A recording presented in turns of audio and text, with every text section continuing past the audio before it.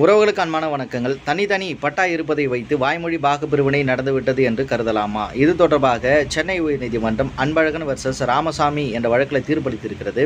இந்த வழக்கினுடைய தீர்ப்பில் என்ன சொல்லப்பட்டு இருக்கிறது என்றால், குடும்ப சொத்துக்களை பொறுத்து நம்முடைய பெயருக்கு ஒரு தனிப்பட்டா வழங்கிவிட்டால் அதனை வாய்மொழி பாகப்பிரிவினை மூலமாக அந்த தனிப்பட்டா என்பது வழங்கிவிட்டது என்று கருதலாமா என்றால் கருதலாம் என்று சொல்லப்பட்டு இருக்கிறது.